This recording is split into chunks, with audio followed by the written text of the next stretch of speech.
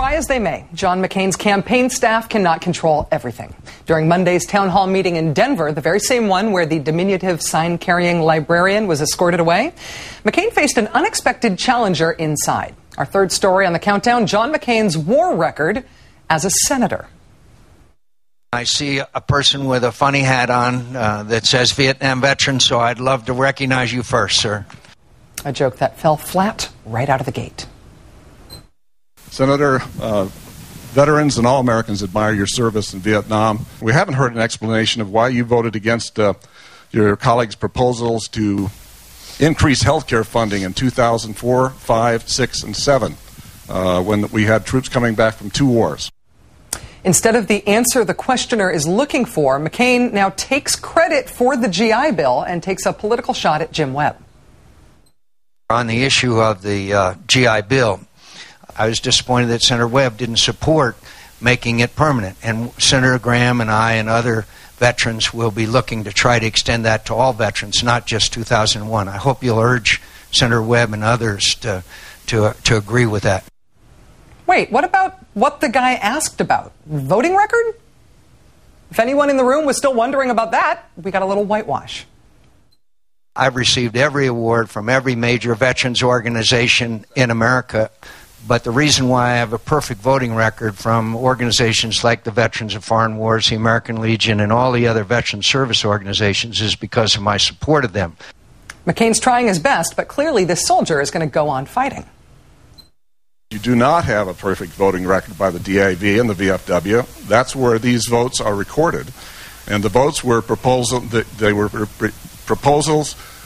by your colleagues in the Senate to increase health care funding of the VA in 2003, 4, 5, and 6 for troops returning from Iraq and Afghanistan, and you voted against those proposals. I can give the specific Senate votes, the numbers of those Senate votes, right now. Senator McCain, now on the defensive, takes his final shot.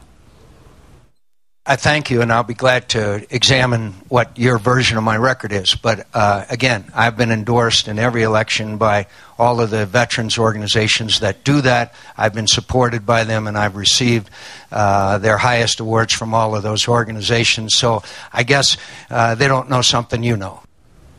Let's turn to Paul Rieckhoff, Executive Director of Iraq and Afghanistan Veterans of America, also the author of Chasing Ghosts, a really good memoir about his time serving in Iraq. Hi, Paul. It's nice to see you. Hey, Rachel. Great to be with you.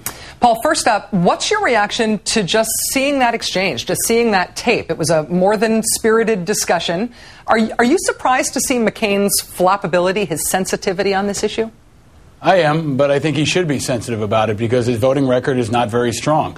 Disabled American veterans gave him a 20% rating out of 100.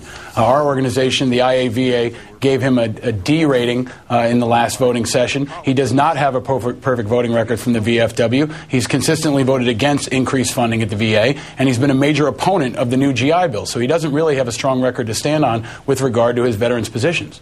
As you said, your group, Iraq and Afghanistan Veterans of America, on your legislative scorecard, you gave McCain a D. In contrast, you gave Obama a B+. The disabled American vets, as you said, they say that McCain voted with them just 20% of the time. Obama gets an 80. And the Vietnam Veterans of America, they got McCain down for 9 votes with them, 15 votes against them. Why does he keep claiming that all the veterans groups have given him their highest awards? Why is he kind of able to repeat this claim? I think it's because a lot of people don't dig down and really examine the votes. Veterans' votes are not sexy. Sitting on the Veterans Affairs Committee is not a very exciting spot to be in, but it's critically important to the 25 million veterans in America, and especially to the almost 2 million veterans who served in Iraq and Afghanistan. And specifically on the GI Bill, Senator McCain opposed it throughout the process. This has been in the works for 18 months. So Senator McCain saying he supports the GI Bill is like Reverend Jesse Jackson saying he's helping Senator Obama's presidential campaign. It just doesn't match up here. It seems to me that veterans themselves, veterans are the ones who have been willing to say there's a difference between McCain's own heroic service as a POW and him having good judgment as a politician about getting us in and out of wars. And there's a difference between McCain himself being a veteran and him doing right by veterans as a politician. Do you think, Paul, that veterans are less intimidated by the politics around military issues while other people tend to see it as I guess, walking on eggshells? They tend to treat the issue with too much sensitivity? Well, I do. I think veterans are a political jump ball. They're not beholden to any political party, Republican or Democrat. Senator Obama is going to have to work for their votes this year, and so is Senator McCain. Because he's a Vietnam veteran, he does earn our respect. He has a tremendous understanding of combat. He understands post-traumatic stress disorder and issues like that. But he's going to have to put his votes where his mouth is. And specifically on the GI Bill, he was warned. He knew that if he voted against this GI Bill, there'd be a political price to pay. Yet he still, when 75 other senators voted for the GI Bill, he was at a fundraiser in California. There were 53 original sponsors of the GI Bill. Those are the 53 senators that should get credit. 10 of them were Republicans, people like Senator Warner, Senator Hagel. They were out in front of this issue early, and Senator McCain was not. So he really can't take credit for being a strong advocate for the GI Bill and a lot of other veterans issues. And yet, of course, we saw the president call out and thank Senator McCain by name when he did sign that bill. Paul Reichoff, Executive Director of Iraq and Afghanistan Veterans of America, thanks for joining us. Thank you, Rachel. Anytime.